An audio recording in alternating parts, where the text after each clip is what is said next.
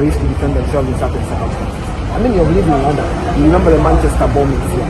What would you want even the police in London to engage terrorists to come to London? It's to shoot them. Yeah?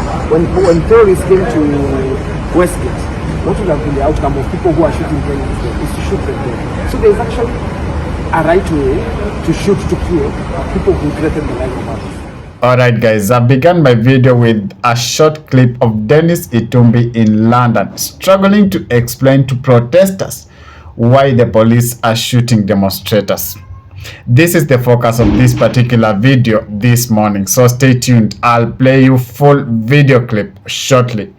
But it seems Dennis Itumbi is wielding a lot of power in the Kenya Kwanza regime because, as you can see, he accompanied the president in London. Remember, President William Samoei Ruto is in London and he is on a charm offensive. He's trying to woo investors to come into Kenya. Yesterday, the president said that Kenya is planning to privatize some state assets via initial public offering or IPOs in order to bring in more private sector investment. President William Ruto also remarks in London on stock exchange on Wednesday. That was yesterday. But my focus of this video is about Dennis Itumbi because Kenyans came on the street to demonstrate against police brutality in London. They stood, or Kenyans abroad, Kenyans diaspora stood with Kenyans that have been demonstrating in the country.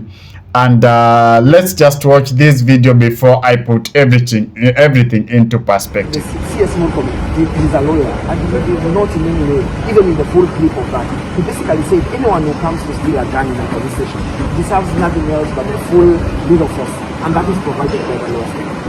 If you did not say that take guns and go to the streets and shoot protesters who are. But that's what we've seen. No, some of the police officers doing. That's what we have seen. That's the problem. Yeah, case. He was just the guy I'm just telling you about. Yeah. From Kenyana, and who was married to A. Yeah. The police just shoot. Yeah, so, and the guy who was selling masks. You remember the guy who was selling? Yes, yes, the guy who was selling, and the police just came in, looked at those. Those are not good police officers. I'm saying about that police escalator thing I've just explained to you. Yes, yeah. I agree with you guys that sometimes there are some few elements who become wrong. Do you agree that we should sort out our police service with police who are rogue police officers that do not? Do you think that reforming our police force and every sector of society is continuous, even here in London? So there you go, guys. That's Dennis Itumbi struggling to explain to protesters why there is so much police brutality in Kenya. If you thought, or if you think that Dennis Itumbi is a small person in this government, then you are wrong. Remember, a few months ago, in recent political development, the ousted Deputy President Rigathi Gachagua gave a tell-all interview following President Ruto's development tour of the Mountain Kenya region. And Mr. Gachagua claimed he was sidelined in a government he helped bring to power, alleging that Dennis Itumbi, the head of Presidential Special Project and Creative Economic Coordination, alongside the President long-term aide Farouk Kibet, were acting as co-presidents with Ruto, wielding more power than even constitutionally appointed cabinet secretary. That's why I'm telling you, if you think that Dennis Itumbi is a small person in this government, then you are wrong. Dennis Itumbi is this chap that is loved and hated in equal measure. He's a good chap when he is in your team. If he chooses to support your team, then he knows how to spin propaganda.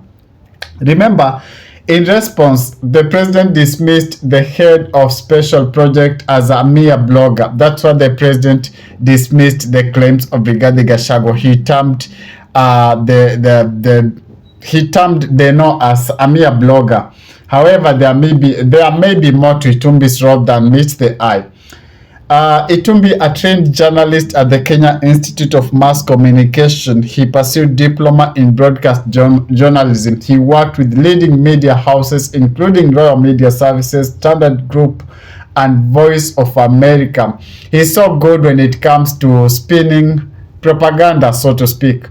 And he was so instrumental in President Ruto's rise to power in the August 2022 general election, masterminding a spirited behind-the-scenes digital campaign that helped secure presidency.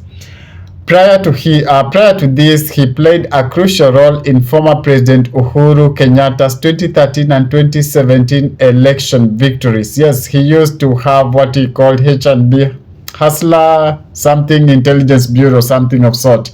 And he used to drive a certain narrative. He could push the agenda of the government, well, so to speak. But currently, with the rise of Gen Z, I think they have neutralized the norm.